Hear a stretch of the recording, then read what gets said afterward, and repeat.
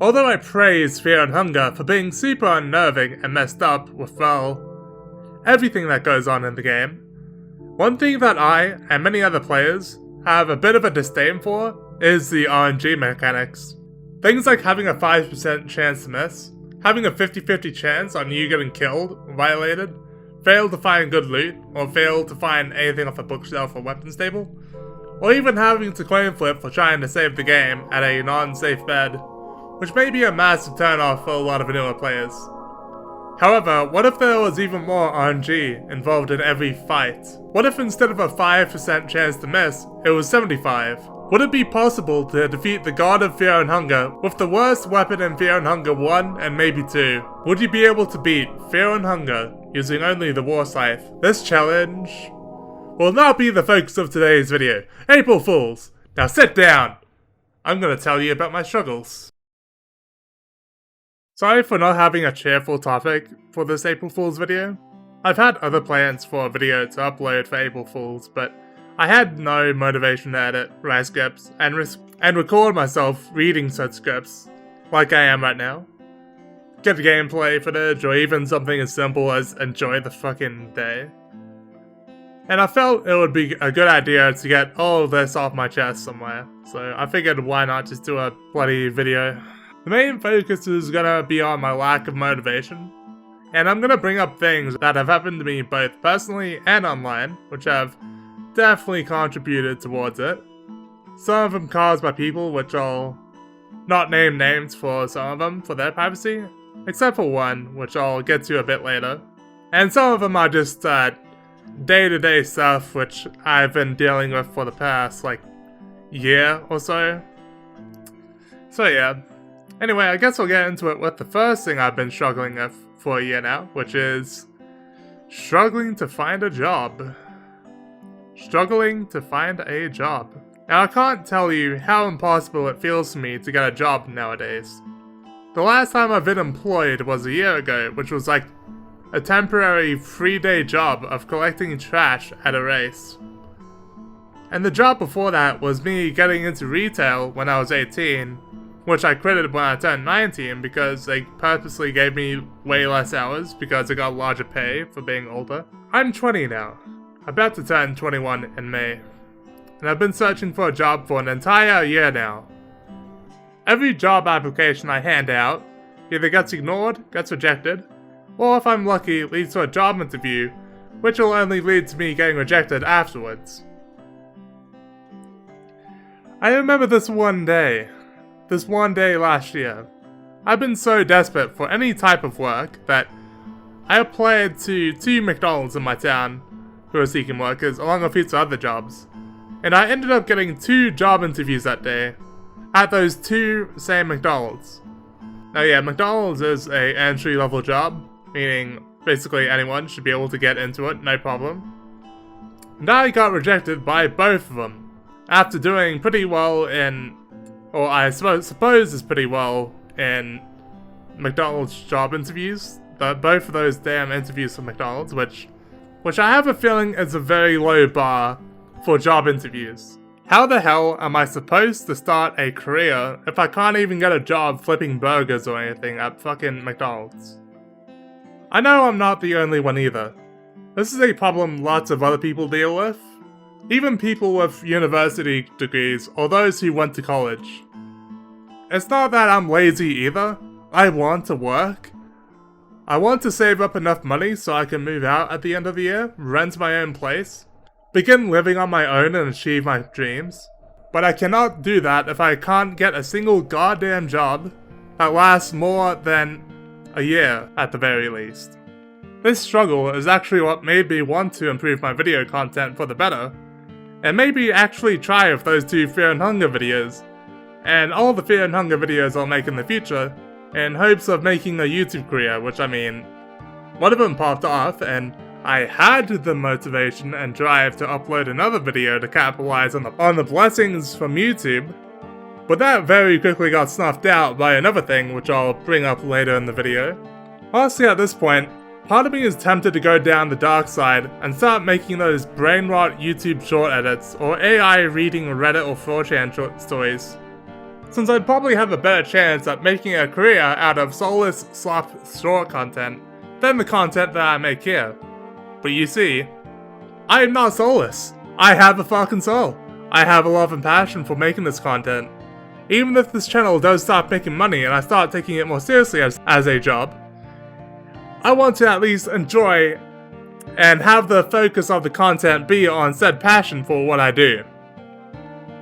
Now the next topic, which, well, it isn't really a big deal, but it did severely cripple me for half of 2014 when it comes to making YouTube content, was my gaming laptop biting the dust, or dying. In April last year, I think it was, I had this 2070 gaming laptop, which I've owned ever since Christmas in 2017 or 18. Can't remember the exact year I've had it for, but I've had it for a long while. The thing is with owning a PC and using it for so long is obviously it starts to wear down over time, but at least with gaming PCs you could pop it on the side, deal with whatever it is you need to deal with, cleaning fans, changing thermal paste, maybe even replacing the graphics card for something even better, but you cannot do that with gaming laptops. And the stuff you can do is far more time consuming and complicated. Mix that with me not knowing jack shit about maintaining gaming PCs and reapplying thermal paste, and me thinking it needed thermal paste and not a thermal pad, which I didn't even know was a thing that existed, ended up leading to my laptop no longer working, and me having to wait like 4 to 5 months for a new gaming PC I bought to arrive. Those 4 to 5 months weren't too bad though. I used that time to relax, watch YouTube, would play the entirety of Red Dead Redemption 2 on my PS4, and even go outside and touch some grass. But that left a massive gap of time between my uploads, which I could have used to improve as a YouTuber and start making content that I loved a lot sooner. Though it wasn't too bad, I suppose. Even so, I still like to call this the silence before the storm, since after I got my new gaming PC and worked on those 2 videos, I got hit with 3 events later on at the end of 2024 and into 2025, which, on top of my lack of finding work, all of them being rough haymakers to my motivation, some of which I'm still recovering from. Let's get into the first one, which I actually brought up in a community post months ago, and that is a breakup with who was my partner. I'm not going to bring up their name, mention their gender, or anything for the sake of their privacy, so I'll only focus on my side and how I've been trying to move on. We were dating for 2 years and 8 months now. Would have been 3 years if it were a month and a half ago by now, but I've been feeling pretty terrible beforehand even so. They have helped me through some stuff emotionally as well, and I've supported them as well, but they eventually didn't feel any love and connection towards me anymore. And even after trying to stay with me for another month, they weren't able to keep up the facade going anymore, and, well, you already know where this is going. At the very least, it did end on a good note. It hurt me at first, but I feel like at the time, that pain was numbed by many things. Mostly through the form of escapism, like gaming, editing shitposts, other friends being there for me one way or the other, but it was something I couldn't run away from forever. I'd say in November and December, it really began to dawn on me that, hey, someone you loved deeply, and you at first believed will spend the rest of your life together in the future, is gone. And that ended up spiraling me deeper and deeper into my sorrow.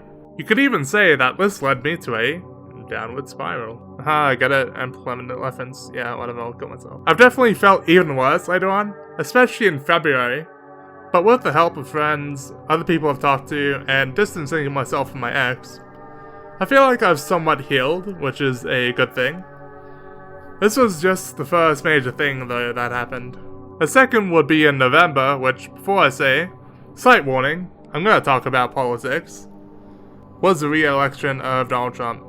Now, before you go into the comments saying that the American election results shouldn't matter to me or anyone else from other countries, because we are not from America, and that our opinions do not count or matter because of that, I do agree with you that it shouldn't matter to me and everyone else. But here's the thing about America. America is the #1 capitalist superpower. It has a lot of power over other countries, and some other first world countries try to follow a similar footprint to what America is doing.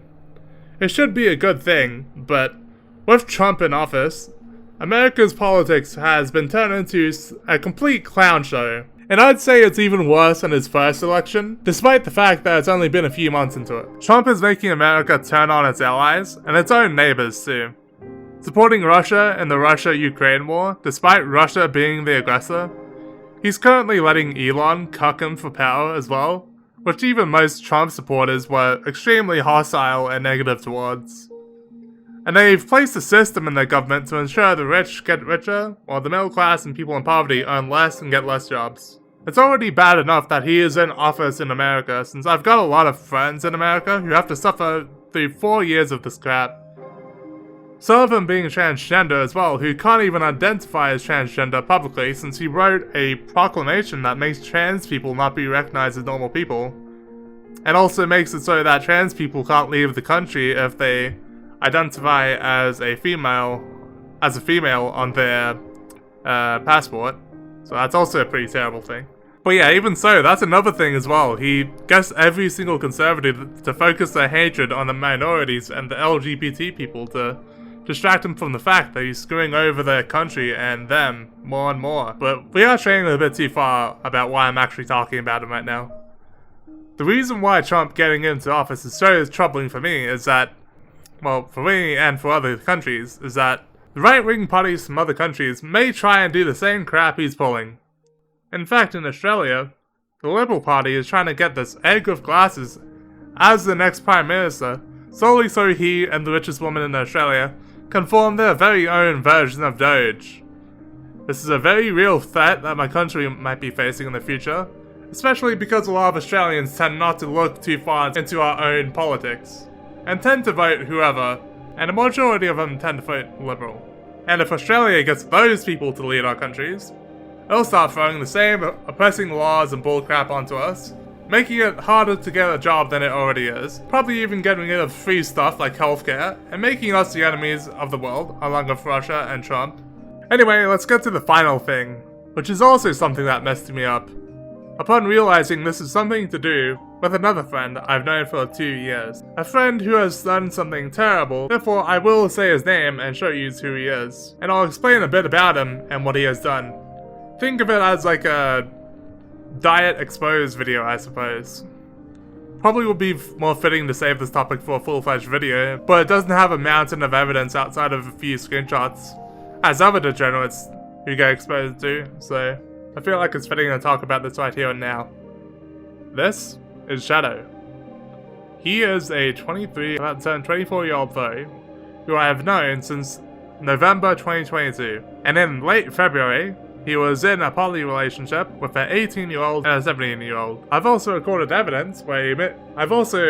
recorded evidence where he admitted to being in a poly beforehand, also including mostly 18-year-olds, one of them being 17 as well, but quit because of some drama or whatever. He didn't really state much about the drama, but yeah. He also got super sexual with this one girl who is the same age as me, who I've known since we were 16, as soon as she turned 18. Even if he didn't date those 17-year-olds in the poly relationships, you can probably see how it's alarming that he's just barely close to what is legally acceptable by waiting till the exact day someone turns 18, so it could be legally okay for him to fuck him around. But regardless, he still crossed that line with 17-year-olds in poly relationships, and even tried asking another 17-year-old if they could form a close relationship as soon as they turn 18 while he's still 23, which is like a 5-year gap.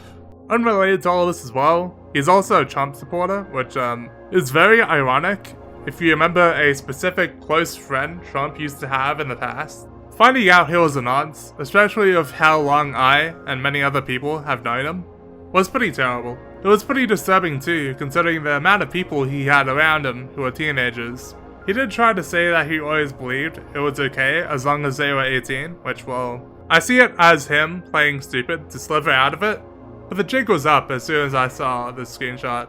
And even before this, the dude was a complete gooner. I mentioned to him in passing in the past, like last year, that I got my partner lewd art as a gift for him, and he pestered me for an entire hour on how he wants to see it and that it isn't a big deal to show it. Even though I know damn well he's a massive horny degen for sharks.